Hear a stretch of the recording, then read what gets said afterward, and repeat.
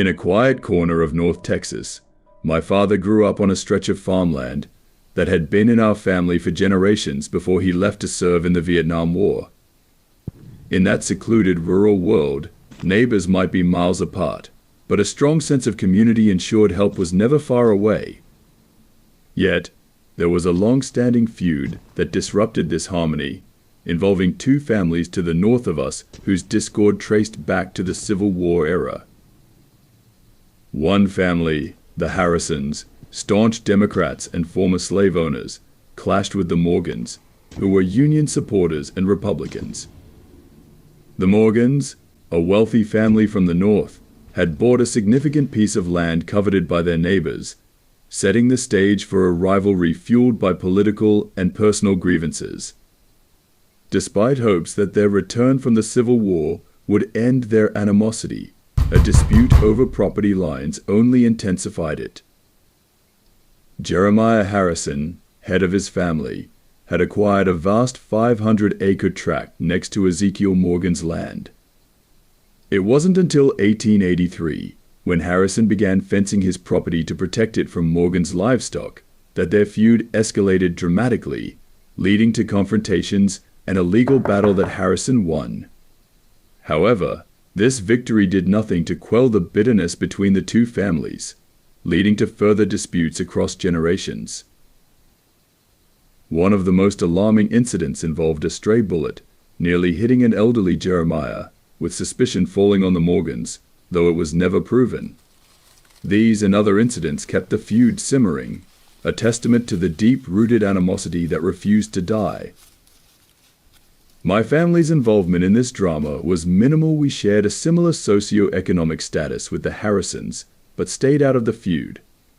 Despite our neutrality, a tragic event in 1962 inevitably drew us in. That year, on a seemingly ordinary June morning, my father and grandfather noticed the absence of the Morgan family from church and decided to investigate.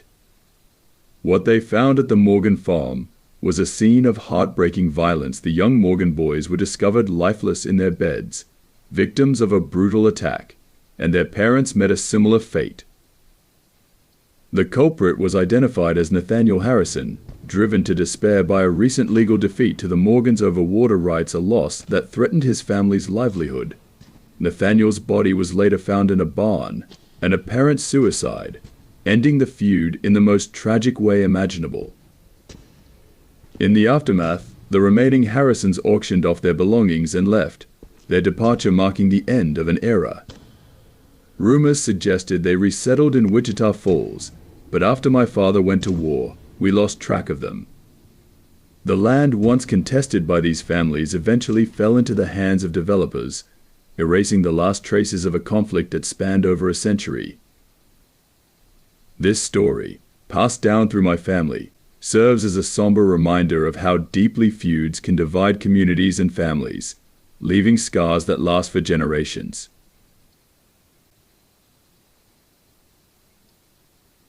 The saga began in the spring of 2011. I had been occupying a modest two-bedroom abode adjacent to the university for a couple of years. Without a significant other, my days were often filled with solitude. Thus, when Samantha took up residence in the neighboring dwelling, I harbored hopes of forming a connection. My solitude was so profound that even her 10-year-old son did not deter me.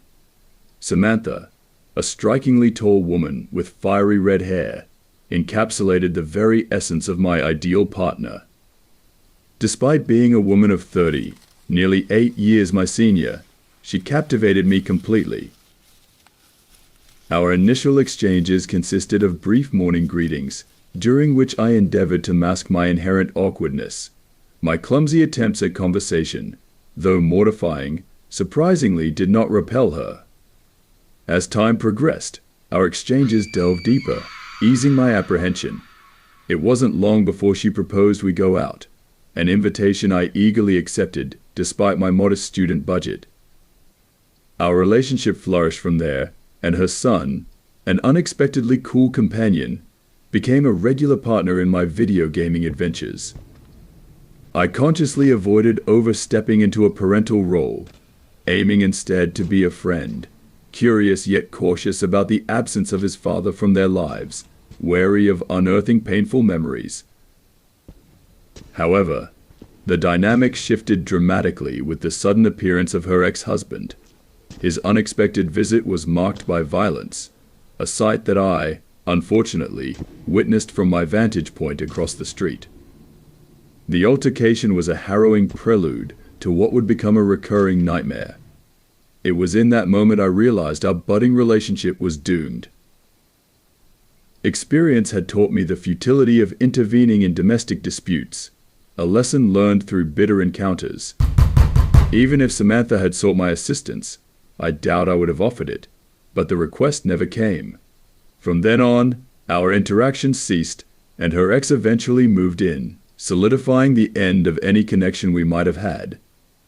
Occasionally, our paths would cross, her gaze laden with regret, yet no words were exchanged. The situation reached a poignant conclusion when her son confided in me about his father's return from incarceration and their impending relocation to a trailer park. This conversation, though brief, served as a somber farewell. They moved the following week, disappearing from my life entirely. In the aftermath, I was left to grapple with a sense of loss, despite understanding that Samantha was always out of my league. I consoled myself with the thought that a shy, unassuming guy like me was never truly suited for someone as remarkable as her. Yet, the fleeting moments we shared remain a cherished memory, and I find myself longing for the happiness we experienced, however brief it may have been. The melancholic saga began in May of 2011. For 2 years, I had been residing in a modest 2-bedroom abode adjacent to the campus. With no significant other in sight, my existence was permeated with an overwhelming sense of solitude. Therefore, when the arrival of a new neighbor named Emily ensued, I found myself fervently hoping for an opportunity. Despite the presence of her 10-year-old son, I remained undeterred by the prospect. Emily, with her statuesque frame and fiery red hair, embodied the epitome of my ideal companion. Though I referred to her as a girl, she was, in fact, a woman of 30, nearly 8 years my senior. Our interactions commenced with polite exchanges of greetings each morning. I endeavored to conceal my inherent awkwardness and prevent her from perceiving my inner turmoil. Despite my stumbling attempts at conversation, she remained unfazed. As time progressed, our discussions delved into more intimate topics, and my nerves gradually subsided. Before I knew it, Emily had mustered the courage to propose an outing, to which I acquiesced, mindful of my limited financial means. Surprisingly, our dinner transpired smoothly, and our connection deepened with each passing encounter. Remarkably, her son proved to be a delightful companion, and we often bonded over video games. I made a conscious effort not to assume a paternal role, opting instead to foster a camaraderie akin to that of friends. Nevertheless, I couldn't help but ponder the absence of his father in his life. While the notion of his demise crossed my mind, I refrained from broaching the subject, fearing it might evoke unresolved emotions. Little did I realize, the truth would unravel in a far more distressing manner. The situation took a dire turn with the unexpected arrival of Emily's ex-husband, who vehemently contested the ownership of her residence. I awoke one morning to the cacophony of their heated altercation echoing from across the street. Peering through the blinds, I bore witness to a disturbing scene, her ex-partner subjecting her to physical assault. It was a pivotal moment that shattered any illusions I harbored about the sustainability of our relationship.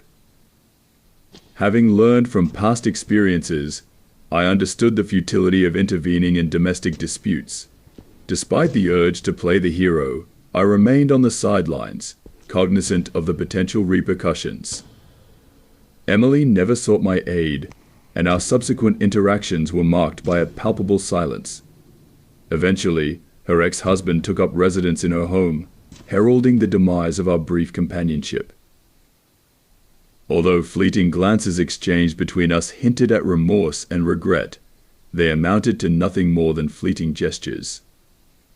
As Emily and her son prepared to relocate to a trailer park across town, I shared a brief exchange with the young boy, who divulged the truth about his father's return from incarceration. It was a bittersweet farewell, tinged with a sense of closure.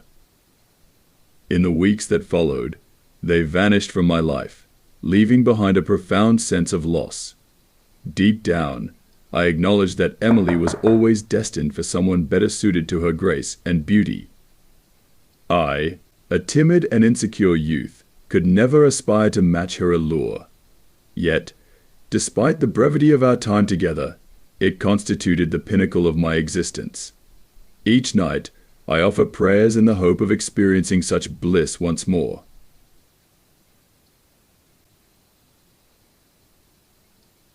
My neighboring resident was a dream come true. She worked night shifts and seldom made a sound when she was off duty. Initially, I was concerned about her little dog, but it turned out to be as quiet as its owner. She had been residing in the complex for a year when she informed me about finding a boyfriend, and everything seemed to be going smoothly for her. Subsequently, our encounters became even more sporadic, and I gladly extended my lease for another year, reveling in the tranquility of my surroundings. However, the idyllic scenario soon unraveled. Barely a month into my renewed lease, I noticed a stark shift in the atmosphere next door. Arguments erupted frequently, permeating through the walls, much to my dismay. The poor dog reacted just as poorly as I did, barking incessantly during their heated exchanges. Initially, I attempted to overlook the commotion, but after enduring it for a couple of weeks, I reached my breaking point and resorted to banging on the wall in frustration.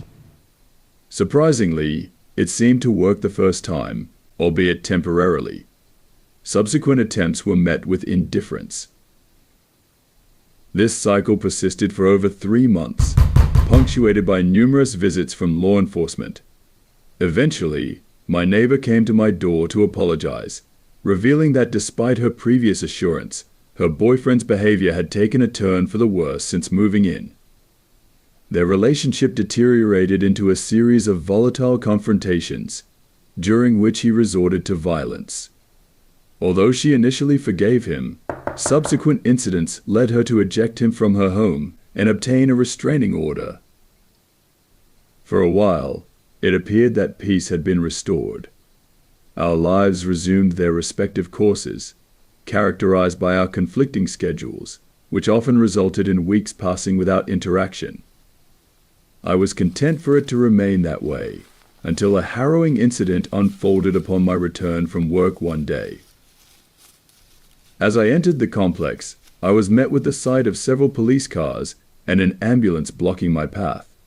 While I found it surprising, I reasoned it was none of my concern. However, upon nearing my apartment, I noticed my neighbor's door ajar, with law enforcement officers bustling in and out. Recalling her turbulent history, I assumed her ex had made an unwelcome return. An officer halted me and informed me of the closure of the area. I disclosed my residency and inquired about the situation, only to be informed that my neighbor had been found dead in her apartment earlier that day. Shock and disbelief gripped me as the detective revealed the grim details. I couldn't help but blurt out her ex's name, knowing he was the prime suspect. The ensuing days brought forth grim revelations through local news sources. It was reported that my neighbor had fallen behind on rent, prompting the property manager to conduct a welfare check, leading to the tragic discovery. The perpetrator, her ex-boyfriend, remained at large, believed to have fled the country. In the aftermath, I eventually relocated to a different apartment complex, where the noise levels were significantly lower. However, as peaceful as my new surroundings were, I couldn't shake the memory of my former neighbor and the kindness she once exuded. Whenever I encountered disturbances in my new abode, I couldn't help but reflect on her and lament the loss of such a remarkable woman and neighbor.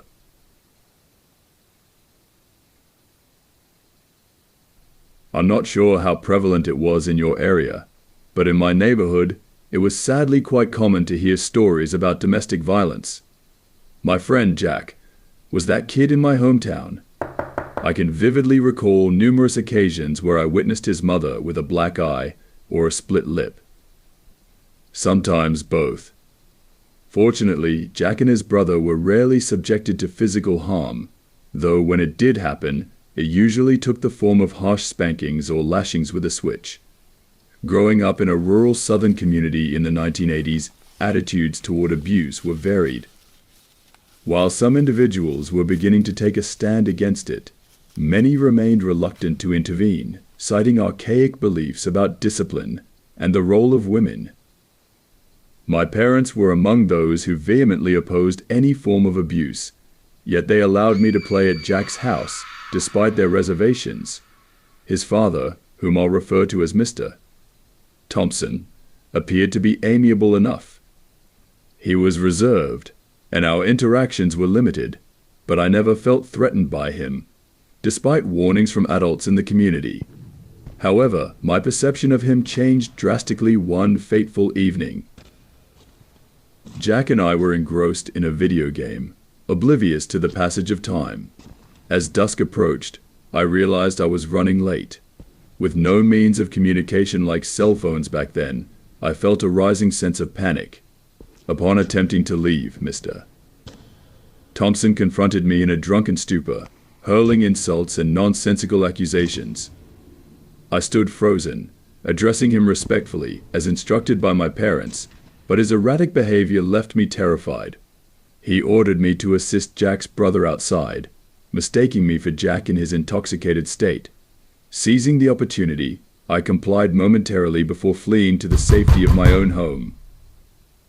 Thankfully, I managed to evade detection by my parents that night, choosing not to burden them with the disturbing encounter. Reflecting on the incident, I realized the importance of staying away from Jack's house until his parents' divorce, which ultimately brought about positive changes for their family. Jack's life took a turn for the better, culminating in his graduation as valedictorian. His mother remarried a man who was the antithesis of his father, providing the stable father figure Jack had always longed for. Over the years, societal attitudes toward domestic violence have evolved significantly, bringing hope for a future where children no longer live in fear. I take solace in knowing that my son and his peers are less likely to endure the same hardships that I did during my childhood. I recently relocated to a new apartment due to a harrowing encounter with another tenant at my previous complex. He developed an unhealthy obsession with me, culminating in a terrifying attempt to abduct me at knife point and end my life. Presently, he's behind bars awaiting trial, but his family, who still reside in the same apartment, have made threats against me and my family on multiple occasions. Concerned for our safety, my mother made the decision for us to leave that environment, and in the dead of night last week, we hastily packed our belongings into our car and departed. However, it wouldn't be fair to conclude the narrative there. Allow me to recount the events leading up to the attack as best as I can recall. My mother and younger sister had been living in that apartment for approximately 7 years before my arrival. Following my parents' divorce, I had been residing with my father in California, reluctant to leave behind my friends. The primary downside was the limited time I spent with my sister, whom I dearly missed. Consequently, I made the choice to move to Arizona to be with her and my mother. Upon my arrival, I immediately sensed unease when I noticed a group of older boys, around 18 or 19, loitering outside their apartment. One of them, whom I later learned was named Kyle, fixed an unsettling gaze upon me from beneath a tree. Our initial interactions were marked by his aloofness, but after about a month, he eventually approached me. Our formal introduction occurred by chance at the mailboxes, where our close proximity necessitated an exchange of pleasantries. Despite my discomfort, I reciprocated his introduction, albeit cautiously. Thus began a brief yet ultimately chilling acquaintance. Our initial interactions were innocuous, giving no indication of the horrors to come. Kyle remained reserved initially, but as we spent more time together, he gradually revealed a darker side. His sudden declaration of affection caught me off guard, as I had only considered him a friend. Politely declining his advances seemed to trigger a violent outburst directed at a nearby cat, which left me deeply troubled. Despite this incident, I attempted to salvage our friendship, but his subsequent attempts at intimacy only exacerbated the situation. His persistence and jealousy were alarming, leading me to sever ties with him definitively. Yet, his relentless pursuit persisted through a barrage of apologetic messages, instilling a pervasive sense of fear and apprehension. Despite my resolve to ignore his advances, the messages continued unabated. Eventually, they ceased, offering a fleeting sense of relief. However, the calm proved fleeting, shattered by the fateful encounter that would change my life forever. As I returned from the mailboxes one evening, Kyle emerged from the shadows, brandishing a knife and forcibly silencing my screams. His erratic behavior and delusions of love induced a state of terror, compelling me to comply with his demands. The knife pressed menacingly against my skin as he coerced me into accompanying him to a secluded spot, where his intentions became chillingly clear. In a moment of desperation, I seized an opportunity to break free from his grip and fled, propelled by sheer terror and adrenaline.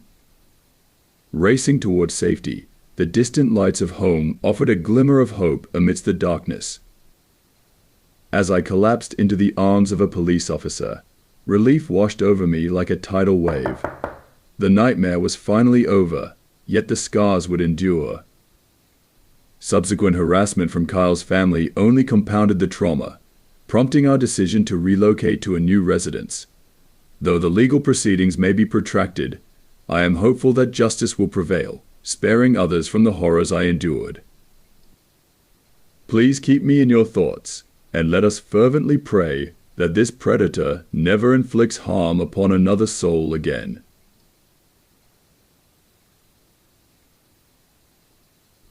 Living next to this guy was like having a constant threat looming over us. Can you guess why? All because my dog happened to defecate in his yard once. Just once. This guy has been a headache ever since I moved in. He'd strut around shirtless in the summer, flexing now and then, as if he thought he was some macho tough guy. But the reality was far from it.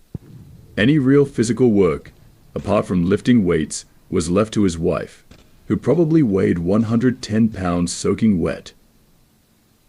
I might have overlooked his aversion to lawn mowing, thinking he had allergies or something, but it wasn't the case.